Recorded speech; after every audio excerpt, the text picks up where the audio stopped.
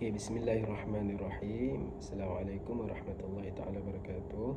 Alhamdulillahirabbil wassalatu wassalamu ala Rasulillah wa ala alihi wasahbihi wa mawalah.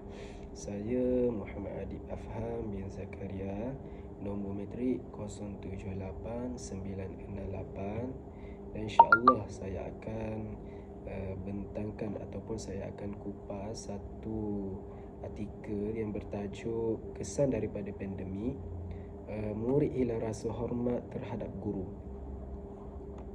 Okey, sebelum saya lanjutkan kupasan saya ingin menjelaskan sedikit rangka yang mana terdiri daripada pengenalan, dan yang kedua teori yang berkaitan dengan pembelajaran, yang ketiga dapatan kajian, dan yang keempat punca berlakunya masalah disiplin ataupun faktor-faktor yang menjadikan seorang murid itu hilang rasa hormat terhadap guru. Dan yang kelima, langkah-langkah ataupun cara-cara bagi seorang guru itu mendapatkan hormat daripada seorang murid. Dan yang terakhir sekali, kesimpulan ataupun solusi bagi keseluruhan artikel ini. Okey, insya-Allah kita terus kepada pengenalan. Seperti mana kita semua sedia maklum bahawasanya seluruh dunia pada pertengahan Disember 2019, seluruh dunia dilanda satu wabak yang bernama COVID-19. Semua sistem di sesebuah negara, termasuklah di negara kita Malaysia, mengalami satu perubahan yang amat besar sekali, terutamanya dalam sistem pendidikan, yang mana sebelum ini proses pembelajaran dilakukan secara fizikal. Oleh kerana COVID-19, maka satu proses pembelajaran dilakukan secara atas talian. Ini menjadi satu cabaran buat para guru dan murid untuk melaksanakan satu proses pengajaran dan pembelajaran di rumah. Seperti mana kita semua sedia maklum, proses pengajaran dan pembelajaran ini jika dilakukan secara atas talian akan memberi satu kesan yang besar, sama ada kesan itu kesan positif maupun kesan yang negatif kepada murid serta guru. Kesan ini akan menyebabkan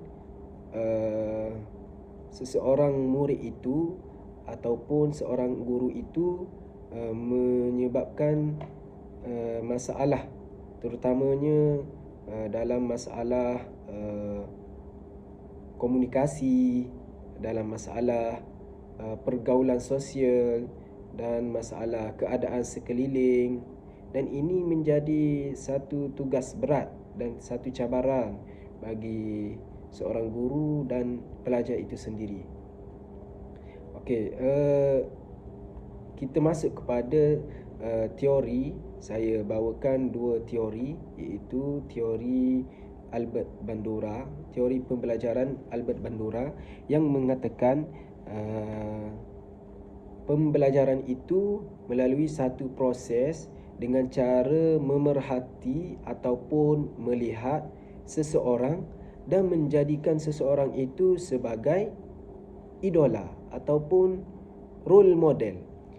Sebagai contoh, seseorang murid itu dia melihat kepada atlet sukan, ataupun kepada ustaz, ataupun kepada tukang masak, ataupun ikut siapa-siapa sahaja yang mereka lihat, dan mereka menjadikan seseorang itu sebagai idola ataupun sebagai role model. Ini yang dikatakan oleh Albert Bandura. Cara ini adalah cara yang paling berkesan bagi minda seseorang pelajar ataupun seorang murid dalam pembelajaran. Berbeza dengan teori Ibnu Jamaah yang mengatakan dan ia menggariskan 8 panduan bagi seseorang murid itu untuk berguru. Yang pertama sekali, mestilah seorang murid itu kemas dan berpenampilan. Yang kedua, seorang murid itu mesti mementingkan masa. Yang ketiga, seorang murid itu hendaklah menunggu guru semasa belajar. Dan yang keempat, seseorang murid itu tidak bersifat malu. Dan yang kelima, seseorang murid itu tidak boleh makan semasa proses pembelajaran. Dan yang ketujuh, seseorang murid itu tidak harus menunjukkan sikap tahu. Dan yang terakhir, yang ke-8, seorang murid itu mestilah berterima kasih kepada guru itu. Dapatan kajian didapati melalui satu soal selidik ataupun dalam bentuk kualitatif. Okey. Kita terus kepada punca-punca berlakunya masalah disiplin ataupun faktor-faktor yang menyebabkan murid itu hilang rasa hormat terhadap guru. Okey, yang pertama sekali, yang menyebabkan seorang murid itu hilang hormat terhadap guru, yang pertama, tiada pemantauan semasa sesi PDP berlangsung. Ini berbeza bagi tugas seorang guru semasa COVID dan selepas COVID. Semasa COVID, para guru ini memantau murid-murid secara bentuk fizikal. Dan selepas COVID, murid-murid ini ataupun semasa COVID ini, murid-murid ini dipantau melalui atas talian. Maksudnya, semasa proses pembelajaran PDP, guru-guru itu tidak mampu untuk memantau dengan baik seseorang murid itu. Yang kedua, didikan ibu bapa di rumah. Ini ibu bapa perlu memainkan peranan yang sangat penting bagi melancarkan proses pembelajaran di rumah itu semasa COVID-19 ataupun selepas COVID-19.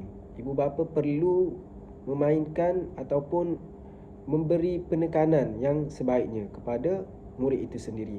Yang ketiga, pengaruh rakan sebaya. Ini seperti ada pepatah Arab mengatakan al-mar'u ala dini khalilu, iaitu seseorang, kita nak melihat ataupun nak tengok seseorang itu, kita melihat kepada kawannya. Bagaimana dia berkawan, begitulah keadaan diri dia. Contoh, jika sekiranya dia berkawan dengan seorang yang baik, maka diri dia akan jadi baik.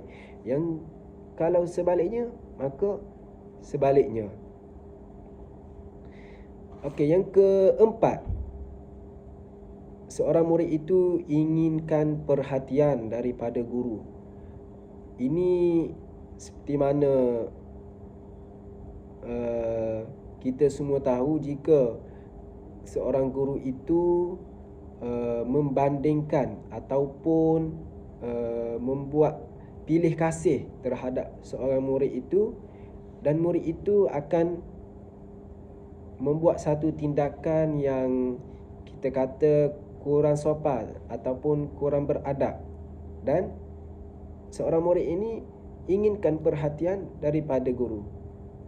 Itulah menyebabkan murid-murid hilang rasa hormat terhadap guru. Yang keseterusnya, kita masuk kepada langkah-langkah bagi seorang guru untuk mendapatkan penghormatan daripada seorang murid. Yang pertama sekali, sebagai guru kita perlu memberi penghormatan yang sewajarnya kepada guru. Sebagai contoh, jika kita memanggil nama murid, kita haruslah memanggil nama dengan nama baik. Jika sebaliknya kita yang memulakan, sudah pasti murid itu akan berkelakuan sebaliknya seperti apa yang kita buat kepada mereka. Yang kedua, murid-murid harus mematuhi peraturan ataupun disiplin, iaitu murid itu sendiri haruslah mematuhi apa yang telah ditetapkan oleh pihak sekolah. Yang ketiga, guru-guru perlu bersikap adil. Ini perkara yang perlu diambil berat oleh semua guru, oleh kerana ramai dalam kalangan para guru pada masa sekarang ada sifat yang sifat kita kata mudah, sifat pilih kasih terhadap anak murid kita. Ini menyebabkan murid itu tidak berlaku hormat kepada diri kita. Dan yang seterusnya, kita perlu memahami keadaan setiap anak murid kita. Contoh, latar belakang mereka ni ada yang miskin, yang sederhana, yang kaya, dan kita perlu memainkan peranan sama dengan situasi keadaan mereka. Okey, yang seterusnya, guru itu tidak perlu membezakan budaya. Okey, sebagai rumusan ataupun solusi kepada kajian ini, saya berpandangan semua pihak ataupun semua guru termasuk ibu bapa perlulah memainkan peranan yang sewajarnya demi melahirkan anak-anak kita supaya mereka ini cemerlang dalam akademik dan syakhsiah. Moga-moga apa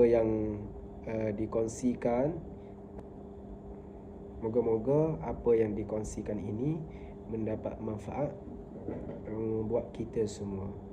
InsyaAllah saya akhiri dengan wabillahi taufiq wal hidayah. Wassalamualaikum warahmatullahi taala wabarakatuh.